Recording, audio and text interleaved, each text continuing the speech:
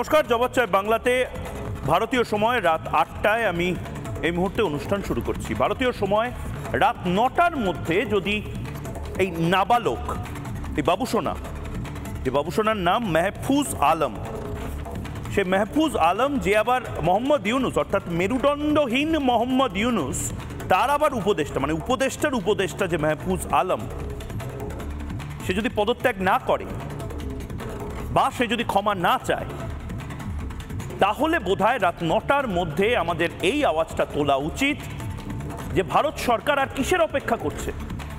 ভারত সরকার এবার কেন সবক শেখাবে না বাংলাদেশকে? বাঁদরের গলায় মুক্তোর মালা, বাঁদরের গলায় মুক্তোর মালা দিলে যা হয়, বা একজন ওরাং ওটাংকে যদি নিউক্লিয়ার বাটনটা দিয়ে চিড়িয়াখানায় ছেড়ে দেওয়া হয়, তাহলে যেটা হতে পারে, বাংলাদেশে এখন সেই সার্কাসটাই চলছে।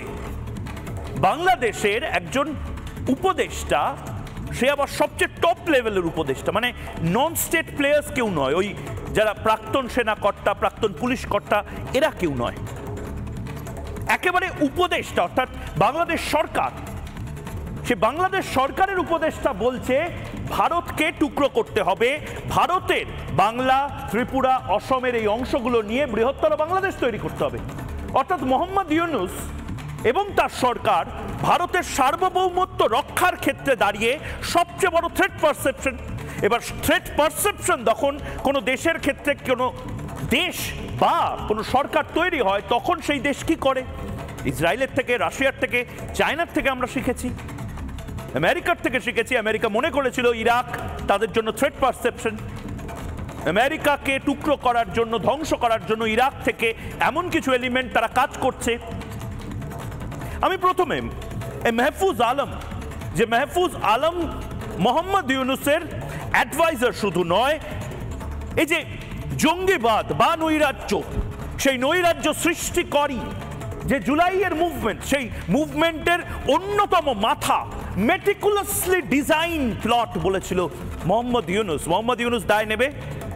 এই নাবালকদেরকে নিয়ে একটা সরকার চালাচ্ছে, আমি জানি না সরকার চালাচ্ছে না কিন্ডারগার্টেন স্কুল চালাচ্ছে মোহাম্মদ ইউনুস। মোহাম্মদ ইউনুসের জন্য গোটা বাংলাদেশ, সারা পৃথিবীর কাছে এই মুহূর্তে যেভাবে অপদস্থ হচ্ছে, সেই অপদস্থ হওয়ার কোনো কারণ বাংলাদেশিদের নেই, শুধুমাত্র এই অপদার্থ মোহাম্মদ ইউনুস ছাড়া। আমি চ্যালেঞ্জ করছি মোহাম্মদ ইউনুসকে, একেই ঠকঠক করে কাঁপছে ময়ূকের ভয়ে। মোহাম্মদ ইউনুস ময়ূকের মুখোমুখি হতে চায় না, ময়ূকের সাথে সাক্ষাৎকার দিতে চাইছে না মোহাম্মদ ইউনুস, একটাই কারণ, ময়ূক এক্সপোজ করে দিচ্ছে। মেটিকুলাসলি ডিজাইন প্ল্যান ছিল নাকি মাহফুজ আলমের, এই নাবালক মাহফুজ আলম। আপাতত আগামী ১ ঘন্টা আমি নাবালক বা অপরিণত বোধ যার রয়েছে সেই মাহফুজ আলমকে নিয়ে একটি শো করতে বাধ্য হচ্ছি। প্রথমে দেখে নিন মোহাম্মদ ইউনুস বিল ক্লিন্টনের সামনে এই মাহফুজ আলমকে কিভাবে সবার সাথে ইন্ট্রোডিউস করিয়েছিল। মানে এ কোনো ইঙ্কি পিঙ্কি পঙ্কি নয়, এ বেসিক্যালি বাংলাদেশ সরকারের ওতপ্রোতভাবে যুক্ত থাকা একজন প্লেয়ার, নন স্টেট প্লেয়ারও না, একজন স্টেক হোল্ডার। দেখুন, is known as to be the brain behind the whole revolution. So he denies it repeatedly. He said, not me, many others, but that's how he is recognized, that he's the brain behind the whole thing. It's amazing, meticulously designed thing. Meticulously design করেছিল এই মাহফুজ আলম মোহাম্মদ ইউনুসের কথায়। Meticulously design করে আসলে ভারত ভাঙার নতুন ছক তৈরি করতে চাই, যারা ডিজাইন তৈরি করতে চায়। আমি বলছি এনাফ ইজ এনাফ। কেন ভারত সরকার এত ভদ্রতা দেখাচ্ছে আমি জানি না। ভারত সরকারের তো উচিত এই মুহূর্তে মোহাম্মদ ইউনুসকে সবক শেখানো। জল থেকে শুরু করে, ওষুধ থেকে শুরু করে প্রত্যেকটা রপ্তানি, প্রত্যেকটা ধরনের আমদানি সব বন্ধ করে দেওয়া উচিত। এবং তার থেকেও বড় কথা, ইসরায়েল মডেল এবার বোধহয় লাগু করা উচিত। এই মাহফুজ আলম কে? একবার দেখে নি মাহফুজ আলমের পরিচয়টা। দেখুন, মাহফুজ আলম চিনেন এই মুখটা, এই মুখটা উচ্চিংড়ে, কিন্তু সরকারি উচ্চিংড়ে, মানে বেসরকারি উচ্চিংড়ে আছে, সরকারি উচ্চিংড়ে আছে, বেসরকারি নাবালক আছে, সরকারি নাবালক আছে, বেসরকারি মৌলবাদী আছে, সরকারি মৌলবাদী আছে। এ হচ্ছে সরকারি। এ বাংলাদেশের সাধারণ গরিব গুরব মানুষের ট্যাক্সের টাকায় ফুটানি মারে। এ মাহফুজ আলম মোহাম্মদ ইউনুসের অত্যন্ত ঘনিষ্ঠ। মোহাম্মদ ইউনুস বোধহয় এর কথাতে বেসিক্যালি ডিপ স্টেটটা চালায় বলে আমরা খবর পেয়েছি, সূত্রের খবর, বাংলাদেশের দপ্তরবিহীন উপদেষ্টা। আমি তো শুনেছি মাহফুজ আলম যখন মোহাম্মদ ইউনুসকে এখানে এসো বলে তখন মোহাম্মদ ইউনুস দৌড়ে চলে আসে, আবার যখন বলে ওখানে গিয়ে বসো তখন মোহাম্মদ ইউনুস গিয়ে মিনমিন মিনমিন করে বসে পড়ে। ইউনুসের বিশেষ সাহায্যকারী হিসেবে মাহফুজ আলম পরিচিত, অ্যাসিস্ট্যান্ট। আমি এই কথাগুলো কেন বলছি? রামগঞ্জে জন্ম, মাদ্রাসায় পড়াশোনায় মাহফুজ আলমের। প্রথমে বুঝে নিন এই ক্যারেক্টারটা। বামন হয়ে চাঁদে হাত দেওয়ার চেষ্টা করছে যারা। মাহফুজ আলম, আমি বলছি রাত 9টার মধ্যে মাহফুজ আলম যদি ক্ষমা না চায় বা মোহাম্মদ ইউনুস যদি ক্ষমা না চায় মাহফুজ আলমের যে ডিলিট করেছে, দম নেই। 2 ঘন্টার মধ্যে বুঝে গেছে যে ভারত যদি সত্যি মাহফুজ আলমদের অকাতটা বোঝানোর চেষ্টা করে তাহলে মাহফুজ আলম ছেড়ে দিন, মাহফুজ আলমের আগামী 14 জন কমান্ডার তারাও আর হয়তো মাহফুজ আলমের মতন এই বড় বড় কথাগুলো বলার মতন অবস্থায় থাকবে না। ভারতকে বারবার উস্কানিমূলক বক্তব্য, ভারতকে বারবার উস্কে দেওয়ার চেষ্টা করে মাহফুজ আলমরা আসলে নিজেদের বিপদ ডেকে আনছেন না, বিপদ ডেকে আনছেন গোটা বাংলাদেশের মানুষের। এবং নির্দিষ্টভাবে আজকে আমি বলতে বাধ্য হচ্ছি, বাংলাদেশের সাধারণ মানুষ, আপনারা যদি এই মাহফুজ আলমদেরকে কলার চেপে বের না করে দেন রাস্তায়, তাহলে হয়তো বাংলাদেশের মানুষ অকারণে সাফার করবে। এই মাহফুজ আলম নির্দিষ্টভাবে সরকারি একটি পজিশন হোল্ড করছেন, একটি নয় 2টি পজিশন হোল্ড করছেন, সেটা প্রথমে বুঝতে হবে। কারণ আজকের গোটা ডিবেট, আজকের গোটা জবাব চাই বাংলাতে, যে জবাবটা আমি চাইছি সেই পুরোটা সরকারি এবং বেসরকারি স্ট্যান্ড পয়েন্টের উপর। দেখুন, বেসরকারি জায়গা থেকে যারা সরকারে নেই, যারা সরকার চালাচ্ছে না, তারা অনেক কথা বলতে পারে। এই মুমিন বা মৌলবাদী বা মৌলানা বা এই প্রাক্তন সেনাকর্তারা তারা অনেক গরম গরম ভাষণ দিতে পারেন। কলকাতা দখল করে নেবেন, চট্টগ্রাম দখল করে দেবেন, বিভিন্ন দেশের বিভিন্ন মানুষ, মিডিয়া সবাই সব কিছু বলতে পারেন, সেই স্বাধীনতা তাদের আছে। কিন্তু একটি দেশের একজন উপদেষ্টা, মানে ধরে নিন ভারতের যদি বিদেশমন্ত্রী এস জয়শঙ্কর বা স্বরাষ্ট্রমন্ত্রী অমিত শাহ যদি আজ এই ঘোষণাটা করতেন, এই ফেসবুক পোস্টটা তিনি যদি তার অফিসিয়াল হ্যান্ডেল থেকে লিখতেন, তাহলে যে ইমপ্লিকেশনটা হতো সেই একই ইমপ্লিকেশন আমরা মনে করছি বাংলাদেশের ক্ষেত্রে হওয়া উচিত ছিল, কিন্তু হয়নি। আমি প্রথমে দেখিয়ে নেওয়ার চেষ্টা করব ডেজিগনেশন ওয়াইজ, অর্থাৎ পদাধিকার বলে মাহফুজ আলম কে, কোন হরিদাস পাল মাহফুজ আলম। মাহফুজ আলম পাবলিক প্রোফাইল যেটা, সেই পাবলিক প্রোফাইলে লেখা special assistant to the chief adviser. Chief adviser কে আমরা জানি, মোহাম্মদ ইউনুস চিফ অ্যাডভাইজার, তার স্পেশাল অ্যাসিস্ট্যান্ট এবং তার পাশাপাশি অ্যাডভাইজার উইদাউট পোর্টফোলিও, অর্থাৎ উপদেষ্টা, দপ্তরবিহীন উপদেষ্টা। আপনারা দেখতে পাচ্ছেন এটা special assistant to the chief adviser. সে নেম প্লেট, তার লেটার হেড, এই সমস্ত কিছু তার নামে রয়েছে। অর্থাৎ মাহফুজ আলম, বারবার বুঝুন, মাহফুজ আলম একটা কথা বলছেন মানে সেটা বাংলাদেশ সরকারের কথা। মাহফুজ আলমের কোনো ব্যক্তি পোস্ট যদি হতো তাহলে নিচে রাইডার দেওয়া থাকতো মতামত, নিজস্ব ব্যক্তিগত, বাংলাদেশ সরকারের সাথে এর কোনো সম্পর্ক নেই। বেসিক্যালি সেটা তো নয়, বাংলাদেশ সরকারের সাথে তার মানে এর সম্পর্ক আছে। এবং বাংলাদেশ সরকার মাহফুজ আলম এবং মোহাম্মদ ইউনুসের নেতৃত্বে চাইছেন যে ভারতকে ভাগ করতে। ভারত কি চুপচাপ বসে থাকবে? ভারত কি চুপচাপ বসে দেখতে থাকবে এই ধরনের কথাবার্তাগুলো বাংলাদেশের একেবারে সরকার থেকে আসছে? মানে বাংলাদেশের সরকার ভাবছে কি 1 2 3 4 5 এই 5টা তুড়ি মারলে 5 বার সরকার পড়ে যেতে পারে বাংলাদেশে। 1 2 3 4 5 এই 5টা তুড়ি মারলে 5 বার মোহাম্মদ ইউনুসকে মিনমিন করে ফ্রান্স এবং বাংলাদেশ করতে হবে। মোহাম্মদ ইউনুস বোধহয় বুঝতে পারছে না যে ভারতকে খেপিয়ে তুললে ভারত কি কি করতে পারে। দেখুন, ফেসবুক পোস্টে আমি অবাক হয়ে যাচ্ছি, এই নাবালকদেরকে কেন, কোথা থেকে পায় ডিপ স্টেট এই নাবালকদেরকে? বেসিক একটা শিক্ষা দীক্ষা নিয়ে তো এই পজিশনগুলোতে বসানোর কাজ বাংলাদেশের মানুষের। বাংলাদেশের মানুষ বুঝতে পারছে এই নাবালকদের বসিয়ে আসলে কি ভয়ঙ্কর জায়গা তৈরি করছে। ভারতকে নিয়ে মস্করা করো, ভারতের পতাকা তোমরা পায়ে দিয়ে ঘুরে বেড়াচ্ছ, সব বুঝতে পেরেছি, কিন্তু এনাফ ইজ এনাফ। এবার বাড়াবাড়ি লেভেলে চলে যাচ্ছে। তোরা বাংলাদেশ সরকার, বাংলাদেশের সরকারি চেয়ার থেকে বাংলাদেশি সরকারি ওয়াইফাই ব্যবহার করে বলছো ভারতকে ভাগ করার কথা, ভারতকে টুকরো করার কথা, ভারত থেকে বৃহত্তর বাংলাদেশ তৈরি করার কথা। ফেসবুক পোস্টটা এই মুহূর্তে আমি দেখানোর চেষ্টা করবো মাহফুজ আলমের, যে পোস্টটা 2 ঘন্টাও মাহফুজ আলম তিনি রাখতে পারেননি। দম নেই, আবারও বলছি দম নেই, দম নেই। কারণ মাহফুজ আলম খুব ভালো করে জানে, যদি ভারতকে খেপিয়ে তোলে মাহফুজ আলম, যদি ইসরায়েলকে খেপিয়ে তোলে মাহফুজ আলম, ইসরায়েলের বন্ধু ভারতকে খেপিয়ে তোলে, ভারতের বন্ধু রাশিয়াকে খেপিয়ে তোলে, রাশিয়ার বন্ধু চায়নাকে খেপিয়ে তোলে, মাহফুজ আলমরা 1 সেকেন্ডের জন্য আর সরকারে থাকতে পারবে না। এবং সেই জায়গা থেকে আমরা বাধ্য হব বলতে, চট্টগ্রাম আমি বলেছিলাম, এরপর রংপুর, চট্টগ্রাম, সিলেট সবকিছু আজাদি মাংবে, দাঁড়িয়ে দাঁড়িয়ে কলা খাবে মাহফুজ আলম, কিচ্ছু করতে পারবে না। দেখুন নাবালক মাহফুজের বাঁদরামি, হিমালয় থেকে বঙ্গোপসাগর পর্যন্ত এই অঞ্চলের সভ্যতা ও সংস্কৃতির যে গড়ন, যা আদতে উত্তর ভারতের চাইতে আলাদা। বড় হরিদাস পাল এসেছে, মুসলিম হিন্দু নির্বিশেষে সে সভ্যতা ও সংস্কৃতির পূর্ণ বিকাশ ও হিমালয় থেকে বঙ্গোপসাগর পর্যন্ত জনপদ পুনরুদ্ধার ব্যতীত পোকায় খাওয়া পূর্ব পাকিস্তান হয়ে বাংলাদেশ দিয়ে আমরা মুক্তিকে ছুঁতে পারবো না। কিছুদিন আগেই আমরা দেখিয়েছিলাম মোহাম্মদ আলী জিন্নাহ কি বলেছিল, পোকায় খাওয়া পাকিস্তান। মোহাম্মদ ইউনূসের এই কথাটা, তার চেলার কথা এবং মোহাম্মদ আলী জিন্নাহর কথা, দেখছেন তো সব মিলে যাচ্ছে। পোকায় খাওয়া বাংলাদেশ, পোকায় খাওয়া পাকিস্তান, পোকায় খাওয়া পূর্ব পাকিস্তান, দাওয়াতে ইসলাম, মেজরিটি মাইনরিটি, মাইনরিটিটা মেজরিটি হবে ভারতে। পশ্চিমবঙ্গের যারা মুসলিম সম্প্রদায়ের মানুষ রয়েছেন তারা একদিন সংখ্যাগরিষ্ঠ হবে, যারা মুসলিম সম্প্রদায়ের বাইরে পশ্চিমবঙ্গে জন্মেছেন তারা অভাগা। মিলছে তো সমস্ত কিছু।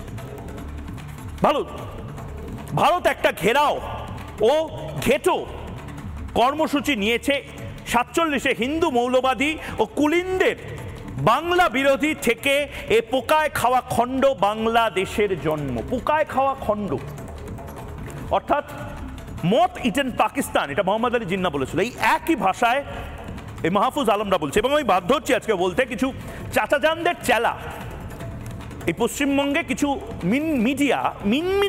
মিডিয়া যাকে বলি আমি, কিছু ইউটিউব চ্যানেল, চাচাজানদের চেলা যারা এখন জামাতিদের থেকে বিভিন্ন সময় সাহায্য এবং তাদেরকে এখন মাসিয়া ভাবছেন, সেই চাচাজানদের চেলা তারা এই মুহূর্তে যেভাবে বাংলাদেশি এই মৌলবাদীদেরকে সাহায্য করার চেষ্টা করছেন, আমি বিস্মিত।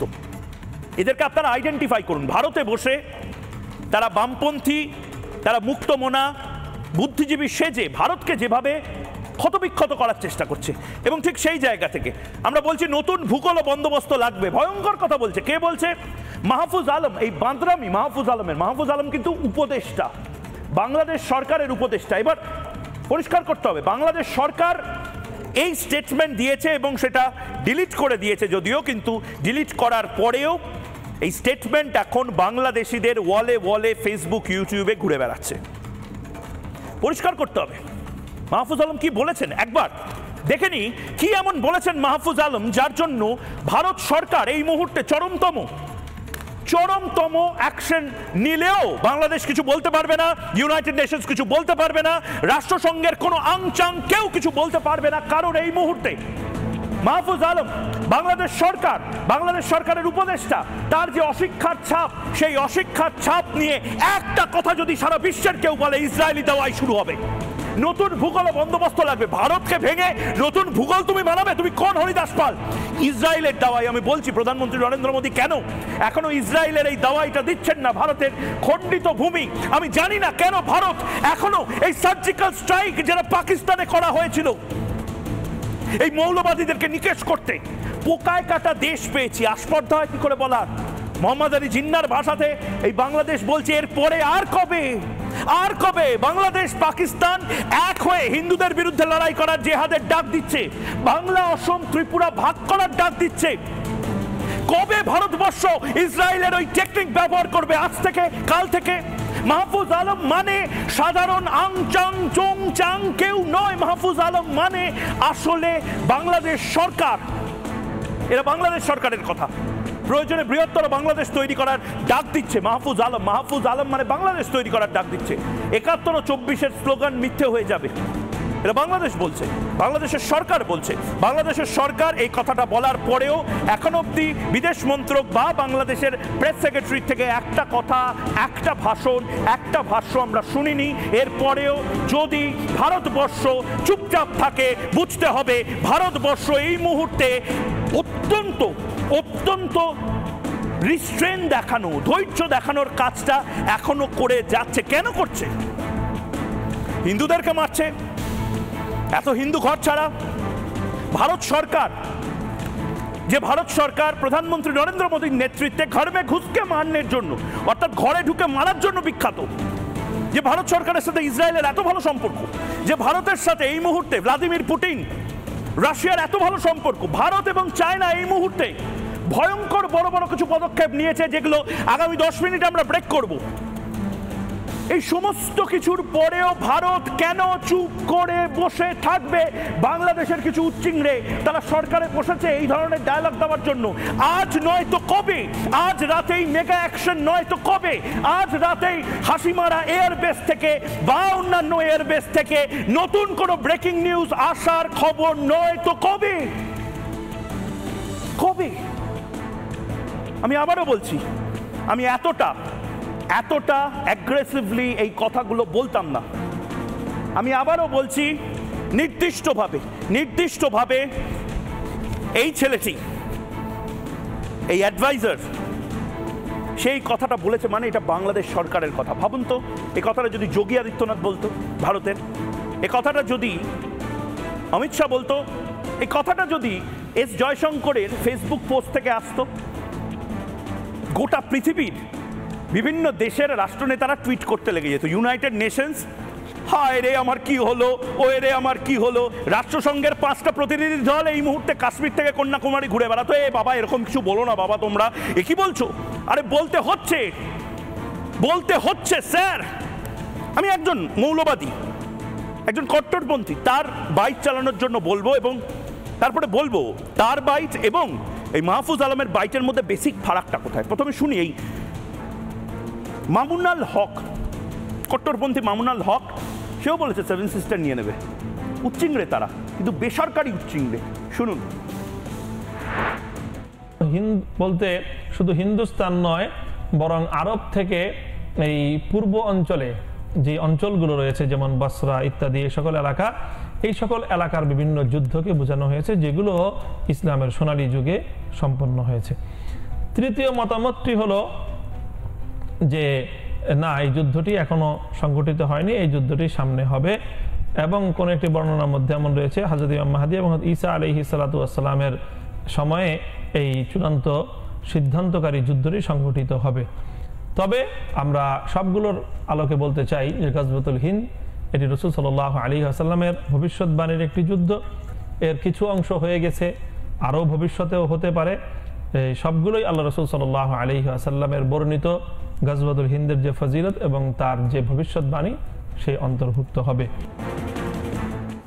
অতিবার বেরোনা ঝড়ে ভেঙে যাবে। মোহাম্মদ ইউনুস অত্যন্ত বার বেড়েছে। এই মোহাম্মদ ইউনুস যে কিচ্ছু জানে না, কিচ্ছু বোঝে না, একেবারে অপদার্থ একটা রাষ্ট্রনেতা। ময়ূককে ভয় পায়, ময়ূকের থরহরিকম্প, ময়ূককে কি করে আটকানো যায়, ময়ূকের এই জবাব চায় বাংলা, রিপাবলিক বাংলার ব্রডকাস্ট কিভাবে বন্ধ করা যায়, তার জন্য সারাদিন একটা রাষ্ট্রনেতা পড়ে রয়েছে। আরে একটু তো লজ্জা করুন, এত বড় বাংলাদেশের মতন একটা দেশ পেয়েছেন, চালান, সকাল বিকেল কাজ করুন, 12 ঘন্টা 14 ঘন্টা 18 ঘন্টা কাজ করুন। আমরা 12-14 ঘন্টা একটা বেসরকারি চ্যানেলেও কাজ করি শুধুমাত্র আপনাদের এক্সপোজ করার জন্য। মোহাম্মদ ইউনুস সকালবেলা আসেন, চুল আশ্রে একটু বসেন, একটু ছবি টবি তোলেন, তারপরে দুপুরবেলা মৌরল্লা মাছ আর ভাত খান, এই মাহফুজ আলমদের এই ধরনের উচ্চিংড়েদের ভাষণগুলো শোনেন, তারপরে বাড়ি চলে গিয়ে ঘুমিয়ে পড়েন লেপের তলায়। একটু কাজ করুন, বাংলাদেশের মানুষ কাজ করার জন্য আপনাদের রেখেছে। আপনারা না নির্বাচন করাতে পারছেন, না বাংলাদেশের জিডিপি তুলতে পারছেন, না গরম ভাত দিতে পারছেন সাধারণ মানুষের পেটে, এরপরে তো মানুষ খেপে যাবে। এবং ঠিক সেই জায়গা থেকে বলছে, এই মামুনুল হক, আমার তো এখন একেও রেসপেক্ট দিতে ইচ্ছা করছে, এই কট্টরপন্থীকে। মামুনুল হক নন স্টেট অ্যাক্টর বা বেসরকারি উচ্চিংড়ে হয়ে যে কথাগুলো বলছে আমি মানছি, সেই কথা বলার স্বাধীনতা বা সেই কথা বলার লিবার্টির জায়গা তার আছে হয়তো। আমি প্রতিবাদ চালিয়ে যাব, আমি তাকে সমালোচনা করব, আমিও তাকে আক্রমণ করব, কিন্তু মুশকিল করে দিল এই মাহফুজ আলম। বাংলাদেশ সরকারের সেকেন্ড বিগেস্ট ম্যান হয়ে মাহফুজ আলম এই ধরনের কথা বলছে, মানে বাংলাদেশ সরকার কথা বলছে। এই সরকার তার মানে সবচেয়ে বড় থ্রেট। ভালো করে এই মুহূর্তে ভারত সরকারের যারা আমলারা শুনছেন, ভারত সরকারের যারা রাজনীতিবিদ শুনছেন, ভারত সরকারের যারা একেবারে টপমোস্ট যারা স্টেক হোল্ডার আছেন তারা শুনছেন, যারা ময়ূখ রঞ্জন ঘোষকে এই মুহূর্তে, আমার তো মনে হয় সবচেয়ে বড় থ্রেট পারসেপশন এই মুহূর্তে ভারতের সোভারেনিটি অর্থাৎ ভারতের সার্বভৌমত্বের ক্ষেত্রে এই মোহাম্মদ ইউনূসের সরকার। কেন মোহাম্মদ ইউনূসের সরকারের বিরুদ্ধে স্যাংশন ইস্যু করা হবে না বা এমন কিছু করা হবে না যেটার জন্য ভারত বিখ্যাত, যেটার জন্য ইসরায়েল বিখ্যাত, যেটার জন্য গা ছমছম কি হয়, কখনো মজা কখনো ভয়। আজ রাতেই হুশ করে উড়ে গেল, ফস করে সাবমেরিন কোথাও না কোথাও পৌঁছে গেল। কেন নয়, আর কবে হোক না এবার। এত ভদ্র হয়ে লাভ কি স্যার? কে দাম দিচ্ছে? মোহাম্মদ ইউনূস দিচ্ছে না মাহফুজ আলম দিচ্ছে? হোক না এবার একটা কোনো ম্যাজিকের খেলা। এবং ঠিক সেই জায়গা থেকে ময়ূকের প্রথম প্রশ্ন এবং স্পষ্ট প্রশ্ন, অবস্থান পরিষ্কার করুক বাংলাদেশ সরকার। বাংলাদেশ কি মনে করছে?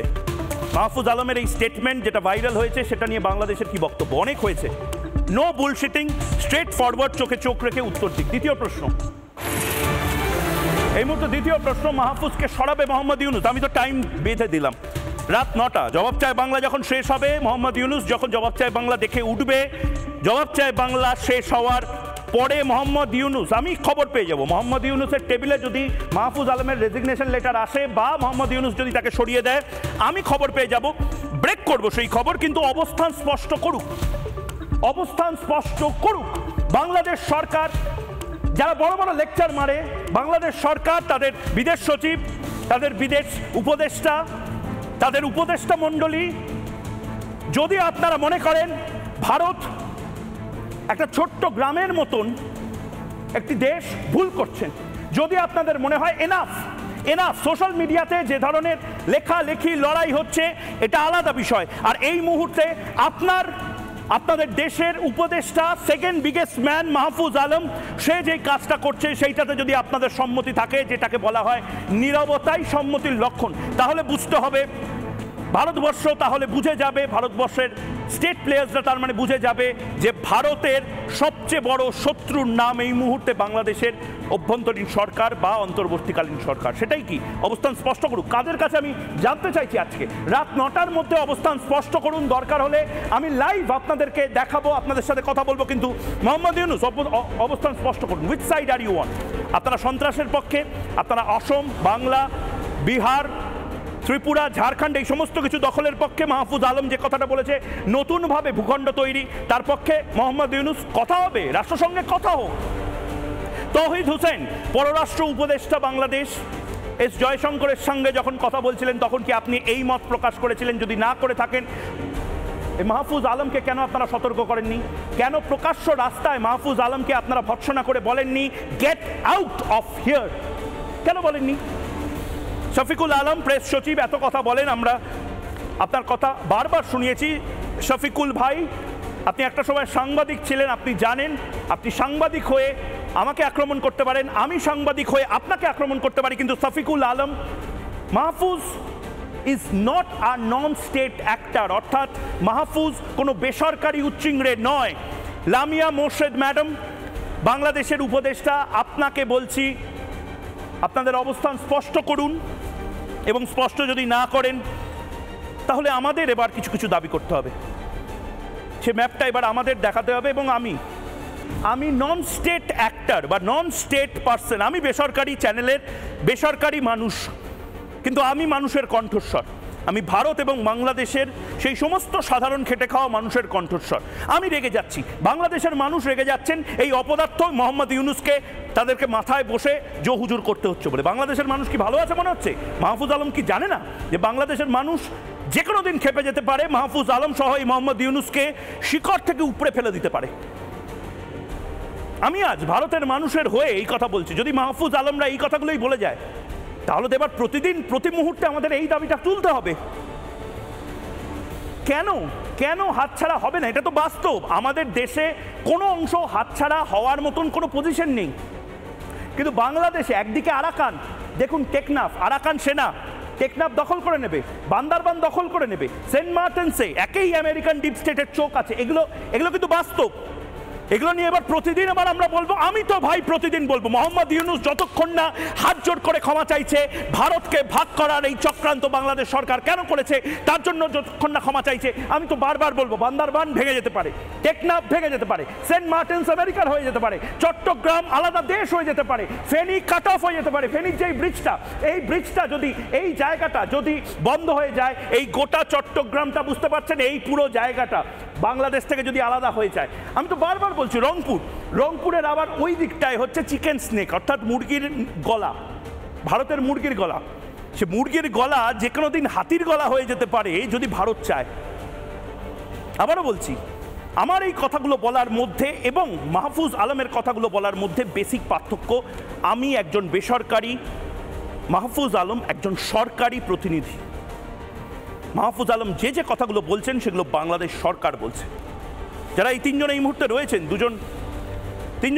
তিন শহর থেকে এই মুহূর্তে রয়েছেন, এই মুহূর্তে নিজুম মজুমদার লন্ডন থেকে রয়েছেন দীপাঞ্জন চক্রবর্তী মুম্বাই থেকে, এবং আসাদ নূর এই মুহূর্তে বাংলাদেশি ইউটিউবার, ভাষ্যকার, তিনি আমাদের সঙ্গে এই মুহূর্তে রয়েছেন। আমি খুব নির্দিষ্টভাবে দীপাঞ্জন চক্রবর্তী, আমাদের ভারতবর্ষের প্রাক্তন এনএসজি এবং ইন্টেলিজেন্স কর্তা, তার কাছে যেতে চাই। দীপাঞ্জন চক্রবর্তী, আমার পয়েন্ট সিম্পল, এই উচ্চিংড়েরা দু ধরনের, একটা বেসরকারি উচ্চিংড়ে, একটা সরকারি উচ্চিংড়ে। বেসরকারি উচ্চিংড়ে মৌলবাদীরা যা বলছে সেটাকে তো আমরা ডিফেন্ড করব, সেটাকে আমাদের ইন্টেলিজেন্স, সেটা আমাদের মিলিটারি ইন্টেলিজেন্স তারা আটকে দেবে, আপনারা আটকে দেবেন। কিন্তু সরকারিভাবে সরকারের একজন উপদেষ্টা সরকারি চেয়ারে বসে, সরকারের কম্পিউটার ল্যাপটপ ব্যবহার করে, সরকারের ইন্টারনেট, সরকারের ওয়াইফাই এবং সেই পুরোটা বাংলাদেশের সাধারণ মানুষের টাকা, সেই টাকা দিয়ে কেনা ওয়াইফাই ব্যবহার করে, ইন্টারনেট ডেটা প্যাক ব্যবহার করে ভারতের বিরুদ্ধে বিষোদ্গার করবে, শুধু নয় ভারতকে টুকরো করার কথা বলবে, আমরা চুপচাপ বসে থাকবো? এটা কি ধরনের ডিপ্লোমেসি? দেখো, প্রথম আমি বলি, এই ডক্টর ইউনূসের সরকারটা তো সম্পূর্ণভাবে অসাংবিধানিক এবং অবৈধ সরকার, তো তার আবার মুখপাত্র। তো ব্যাপারটা হচ্ছে, এই মাহফুজ নিজে তো বাংলাদেশের লোক নয়, তো রোহিঙ্গা, ও রোহিঙ্গা, মানে কনফার্ম আমি বলছি, ও রোহিঙ্গা, এবং ও নির্দিষ্ট লক্ষ্য নিয়ে এসেছে। এই যে দেখবে তুমি যে যাদের কথা বলছো, যারা এরকম প্ররোচনামূলক বক্তব্য রাখছে, তারা সম্পূর্ণভাবে এই যে আমাদের সন্ত্রাসবাদী সংগঠনগুলো রয়েছে, দেশ, আইএসআইএস বলো, আল কায়দা বলো, জৈশ-এ মোহাম্মদ বলো, তাদের বিভিন্ন মুখপাত্র হিসেবে কাজ করছে। এরা এখন যে মুহূর্তে এই জিনিসটা যেটা করছে, এরা ভারতকে সাংঘাতিকভাবে প্ররোচনা দেওয়ার চেষ্টা করছে, যাতে কোনোভাবে যদি ভারত বাংলাদেশের উপর কোনো আক্রমণ করে বা কোনো রকম স্টেপ নেয়, তার দুটো রাস্তা হবে। এক, এই ইউনূসের মতো নিরীহ ছাত্র শিশু, যেটা আমি বারবার বলি, এই অসাংবিধানিক সরকার হচ্ছে হায়না এবং নেকড়েদের সরকার, তারা একটা নিরীহ ছাত্র শিশু, মানে দেখতে অ্যাটলিস্ট মনে হয় একটা ছাত্র শিশুকে সামনে বসিয়ে রেখেছে। সেই ছাত্র শিশু ইউনূস ও বিশ্বের দরবারে বিল ক্লিন্টন, জর্জ সোরসদের মতো লোকের কাছে গিয়ে কান্নাকাটি করবে যে দেখো ভারত বড় ভাই হয়ে আমাদের মতো ছোট রাষ্ট্রকে আক্রমণ করছে, দখল করে নেবে। এটা হলো একটা দিক। আরেকটা দিক, এই প্ররোচনার কারণ আরেকটা দিক, যেটা আমি বিশ্বাস করি, এই যে সন্ত্রাসবাদী সংগঠনগুলো, তারাও খুব ভালো করে জানে, এই মাহফুজ বলো, ডক্টর নজরুল বলো, এরা মূর্খ নয়, এরা জানে ভারতের সঙ্গে সরাসরি যুদ্ধ পরিস্থিতিতে যেতে পারে না। যুদ্ধ হলে খুব বেশি হলে 48 ঘন্টা বাংলাদেশের অর্থনীতি টিকে থাকতে পারবে, তার অবস্থা তারপর পাকিস্তানের থেকে খারাপ হবে না। আপনি বলছেন যদি ভারতের সাথে সত্যি যুদ্ধ হয়, তার মানে ভারতের সাথে বাংলাদেশের জেতাহারা পড়ে, আপনি বলছেন 48 ঘন্টার মধ্যে বাংলাদেশের টোটাল ইকোনমি, মানে অর্থনীতি ধসে যাবে, দেউলিয়া হয়ে যাবে বাংলাদেশ? বাংলাদেশের অর্থনীতি এখনই তো খারাপ অবস্থা। ভারতবর্ষের আদানি শিল্প গোষ্ঠীর কাছে 8,000 কোটি টাকা তো এখনো দেনা মেটাতে পারেনি। 8,000 কোটি টাকার ইলেকট্রিসিটি ব্যবহার করেছে নিজেদের বস্ত্র শিল্পে, সেই টাকাটা মেটাতে পারছে না। ভারতের সঙ্গে যুদ্ধ কি করবে? আগে নিজের ওখানে ডিম আর চালের দামটা কমাক, মানুষ খেতে পাক। এখন আমি যেটা আশঙ্কা করছি, যেটা খুব সিরিয়াস ব্যাপার, সেটা হচ্ছে এই টেরোরিস্টরা কিন্তু সবসময় একটা ডিসেপটিভ পলিসি নেয়। লোককে বোকা বানানোর জন্য, লোকের নজর ঘুরিয়ে দেওয়ার জন্য কতগুলো বৃদ্ধকে দিয়ে রাস্তায় লাফিয়েছে ঝাঁপিয়েছে, 4 দিনে কলকাতা দখল করবে, কলকাতা দিল্লি দখল করবে, উত্তর পূর্ব ভারত দখল করবে। এগুলো প্রভোকেশন, লোকের নজরটা ঘুরিয়ে দিচ্ছে। আসল টার্গেট ওরা কিন্তু ভারতের বিরুদ্ধে প্রক্সি ওয়ারে যাবে, যেটা সন্ত্রাসবাদ, ছায়া যুদ্ধ, যেটা পাকিস্তান, এই যে বাংলাদেশে যারা লাফাচ্ছে তাদের আসল পিতা পাকিস্তান। না কিন্তু আমি দীপাঞ্জন চক্রবর্তী, আপনি আপনার সামনে যদি টেলিভিশন সেট থাকে, জবাব চাই বাংলা যদি দেখতে পারেন, আমি একটা স্ক্রিনে একটা ম্যাপ দেখানোর জন্য বলবো, এই প্রক্সি ওয়ার ইত্যাদি যে বড় বড় কথাগুলো এই বাংলাদেশি বা পাকিস্তানি জঙ্গি গোষ্ঠীগুলো বলছে, তারা কি এটা বুঝতে পারছে না যে সত্যি ভারত যদি একটু ধাপ্পা দেওয়ার মতন একটা হাততালিও দিতে শুরু করে, বাংলাদেশের কিছু কিছু সেন্সিটিভ জায়গা আছে যেগুলো বিভিন্নভাবে ভেঙে যেতে পারে। বাংলাদেশের রংপুর অত্যন্ত সেন্সিটিভ হয়ে আছে। রংপুরের একদম পাশে চিকেন স্নেক, এবং চিকেন স্নেকটা সত্যি আমাদের এইটুকু জায়গা, 20 মাইল জায়গা নিয়ে চিকেন স্নেক, যে কোনো দেশ তো মনেই করবে চিকেন স্নেকের পাশের অঞ্চল রংপুর, যেখানে এই ধরনের সিচুয়েশন আছে, রংপুরের এই ধরনের সিচুয়েশন তারা অবজার্ভ করতে। রংপুর আজাদ রংপুর হয়ে যায়। যদি সিলেটের এই জায়গাটা, চট্টগ্রামে আমি আবারও বলছি, বারবার বলছি, একটা চ্যালেঞ্জ আমি করেছিলাম মোহাম্মদ ইউনূস, সেই সম্ভাবনা কিন্তু তৈরি হচ্ছে।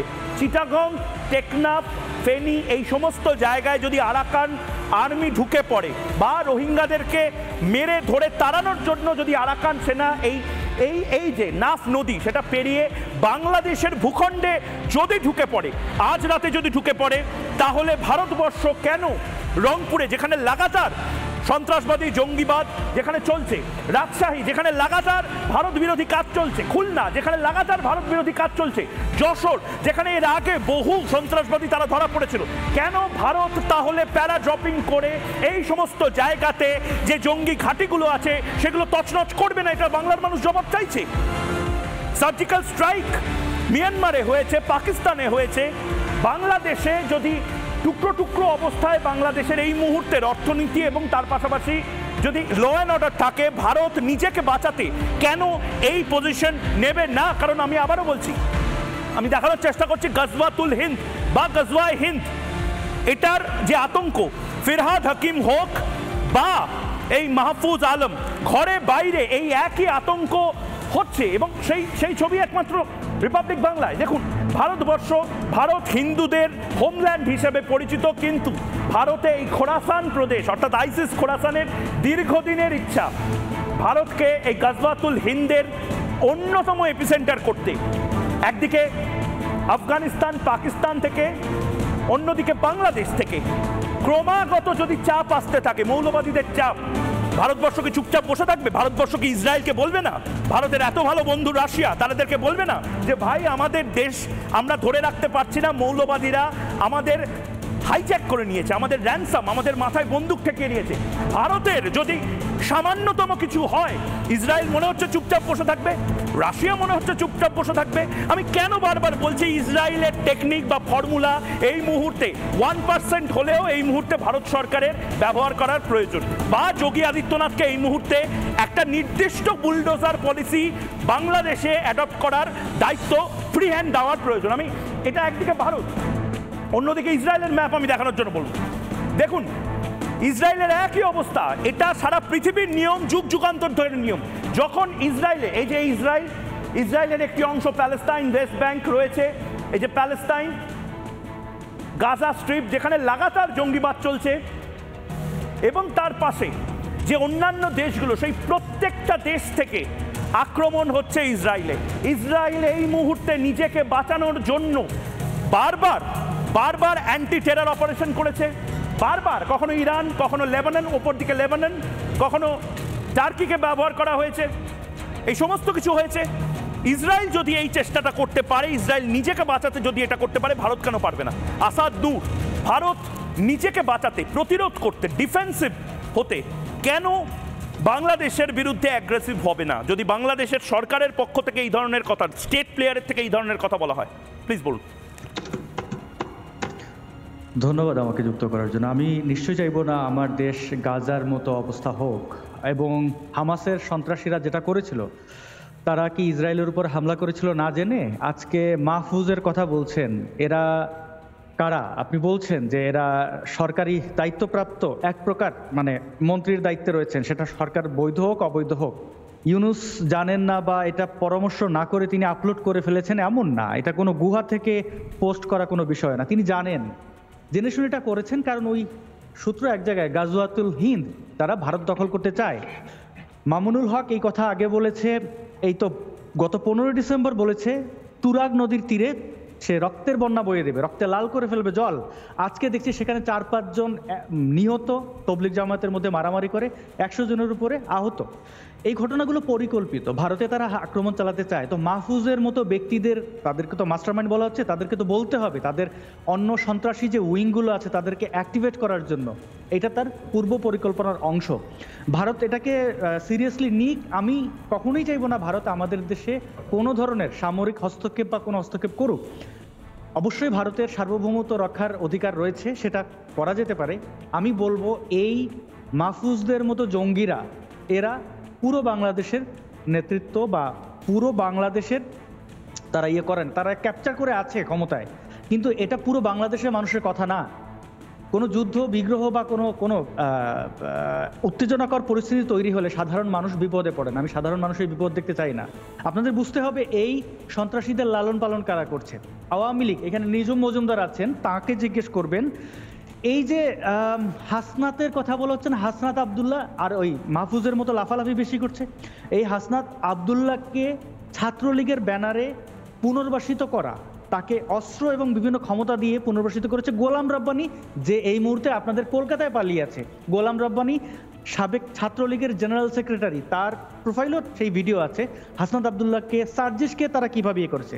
শেখ হাসিনা কোলের মধ্যে বসিয়ে হেফাজতকে পেলেছেন, আজকে ছবল খেয়েছেন। তো ইউনূস আজকে জঙ্গিবাদীদের তো খুললাম খুল্লা, গোপনে না। শেখ হাসিনা একদিকে লিবারাল, আমি সেকুলার বলে হেফাজতীদেরকে অর্থ, অস্ত্র সবকিছু দিয়েছেন, জানতেন তিনি। ব্লগার কিলিং থেকে শুরু করে অনেক কিছু হয়েছে, তিনি তার কোনো দৃষ্টান্তমূলক শাস্তি দেননি। একের পর এক হিন্দু নির্যাতন, তার কুমিল্লার সে নানুয়াদিঘির পাড়ের ঘটনায় তার এমপি বাহার সরাসরি যুক্ত, সেটার কোনো তদন্ত সেভাবে হয়নি। দেখুন, সমস্যা গোড়ায়। জঙ্গিদেরকে আপনারা ধ্বংস করুন, আপনারা যে কোনো পদক্ষেপ নিন, আমরা সাহায্য করব, কিন্তু সর্বসাধারণের উপরে আক্রমণ চালাবেন। এবং ইউনূস জানেন, তিনি এসে ঘোষণা দিয়েছেন, এটা তার ম্যাটিকুলাস ডিজাইনের অংশ, সে জঙ্গিদেরকে সামনে আনছে। আজকে যশোরে এই মুহূর্তে দেখুন, জঙ্গিরা AK-47 নিয়ে মুখ ঢেকে তারা গাজওয়াতুল হিন্দের ঘোষণা দিচ্ছে। এই গাজওয়াতুল হিন্দের না থামাতে পারলে, জঙ্গিবাদীদের না থামাতে পারলে সাধারণ মানুষ মারা যাবেন। সাধারণ মানুষের উপরে, ইন জেনারেল বাংলাদেশিদের উপর বিদ্বেষ তৈরি হবে। ভারতীয় বন্ধুরা আমাদের বাংলাদেশটাকে, আমাকে বাংলাদেশ। আসাদ নূর, আমি নিঝুম মজুমদার যেহেতু রয়েছেন, আমি একটাই কথা বলছি। নিঝুম মজুমদার, ভারতবর্ষ সহনশীল দেশ, ভারতবর্ষ গৌতম বুদ্ধের দেশ, ভারতবর্ষ শ্রী জগন্নাথ দেব, শ্রী চৈতন্য দেবের আরাধ্য ভূমি। ভারতবর্ষ কাউকে আজ পর্যন্ত ফার্স্ট অ্যাটাক পলিসি তাতে যায়নি ভারতবর্ষ। কিন্তু ভারতকে যদি কেউ চড়থাপ্পড় মারে, এটা ভারতবর্ষ গান্ধীরও দেশ। গান্ধী বলেছিলেন, এক গালে চড় মারলে আরেক গাল বাড়িয়ে দেবে, কিন্তু দুগালেই যখন চড় মারছে তখন কি করবে ভারত? একটা পয়েন্টের পর তো বাংলাদেশকে সবক শেখাতে হবে। মোহাম্মদ ইউনূসকে, মাফ করবেন, বাংলাদেশ বলতে মোহাম্মদ ইউনূসকে সবক শেখাতে হবে। নিঝুম মজুমদার, আপনি অনেক ধন্যবাদ। রিপাবলিক বাংলার সমস্ত দর্শক এবং যারা আছেন সবাইকে অনেক ধন্যবাদ। আমি প্রথমে একটু বলে নেই, আসাদ নূরের কয়েকটা কথা আমার মনে একটু উত্তর দিতে হবে। সেটা হচ্ছে যে হাসনাত এবং সার্জিসের কথা এসছে, যেটা হচ্ছে গোলাম রব্বানী পুনর্বাসিত করেছে বলা হচ্ছে। আমি সেখানে খানিকটা দ্বিমত পোষণ করবো এই কারণ হচ্ছে যে আজকে যদি ময়ূক রঞ্জন ঘোষের সাথে আমি বন্ধু হিসেবে মিশে গিয়ে এমন একটা ভান করি যেন আমি তার সবচাইতে কাছের বন্ধু এবং পরবর্তী সময় ছবল মারি, সেটাতে আসলে অনেকেরই হাত থাকে না এবং জানার কথাও না। কারণ বাংলাদেশ আওয়ামী লীগ একটা মাল্টি ক্লাস পার্টি, এইখানে অনেকেই আসতে পারে, এটা সবার জন্য দ্বার উন্মুক্ত। ফলে পুনর্বাসিত শব্দটার সাথে আমি একমত। পুনর্বাসিত তখনই হয় যখন, কারণ হাসনাত এবং এই সার্জিসের বা মাহফুজ আলমের এই জঙ্গিপনাগুলো সবসময় নখের আঁচলে লুকায়িত ছিল। ফলে আমি এই কথাটা মানতে নারাজ। এবং ব্লগার হত্যার যেই বিচার প্রক্রিয়া, বাংলাদেশ আওয়ামী লীগই একমাত্র পার্টি যারা সেটা করেছে এবং হুমায়ুন আজাদ তাদের হত্যার বিচার করেছে। এই সরকার আসার পরে, এই অবৈধ সরকার আসার পরে সেনাবাহিনী স্যালুট দিয়ে জঙ্গিদের সর্দার রাহমানিকে মুক্তি দিয়েছে। আমার মনে হয় আসাদ এই ব্যাপারটা হয়তো অ্যাড্রেস করবে। এখন কথা যেটা হচ্ছে যে আপনি বলেছেন যে মহাত্মা গান্ধীর দেশ, খুবই খুবই ট্রু যে তিনি কাউকে আঘাত করে না। মাথা রাখতে হবে the greatest leader on earth, আমি বলবো one of the greatest leader on earth, Netaji Subhas Chandra বসুরও এই রাষ্ট্র এটি।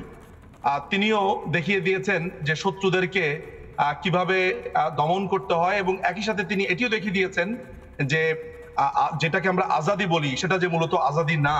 তো সুতরাং কথা বাড়ে, শুধু একটা কথা এখানে বলার ব্যাপার আছে। আমরা দুইটা জিনিস দেখতে বলবো, সেটা হচ্ছে ভারতের মতো এমন একটা সুপার পাওয়ার আমার পাশের 3 দিক থেকে থাকার পরে আমি একটা সামান্য তেলাপোকা মাহফুজ আলম, আমি ঠিক কি করে ভারতের বিরুদ্ধে যাই?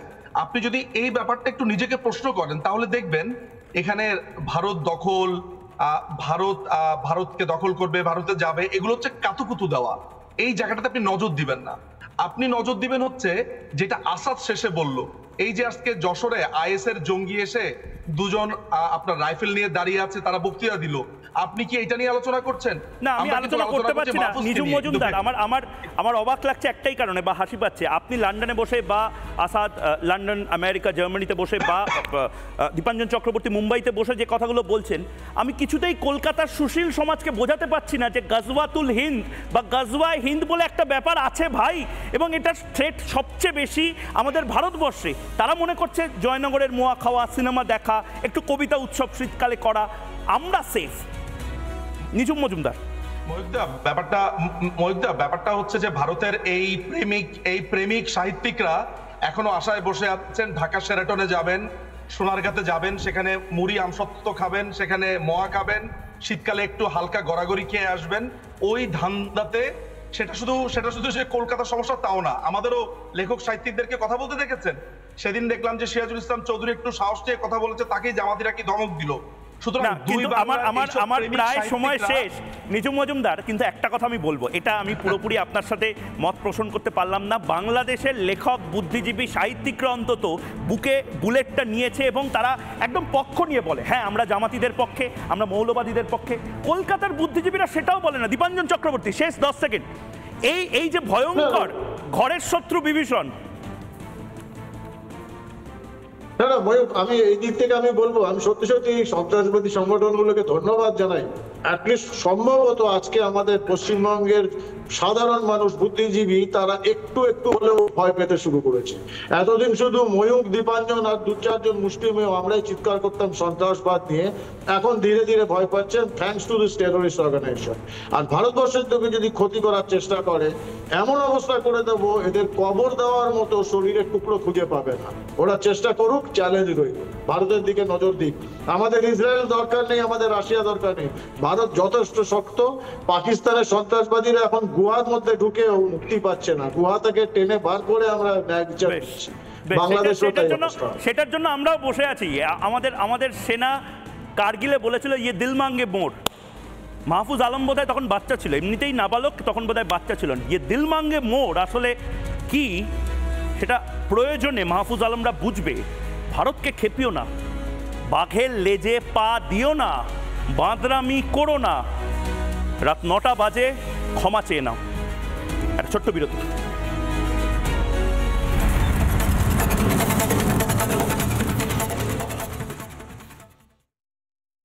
নানা ধরনের কন্টেন্ট দেখার জন্য লাইক করুন, শেয়ার করুন আমাদের ফেসবুক পেজ, সাবস্ক্রাইব করুন আমাদের ইউটিউব চ্যানেল। পাশাপাশি অন্যান্য ব্রেকিং নিউজের জন্য অবশ্যই চোখ রাখুন রিপাবলিক বাংলায়।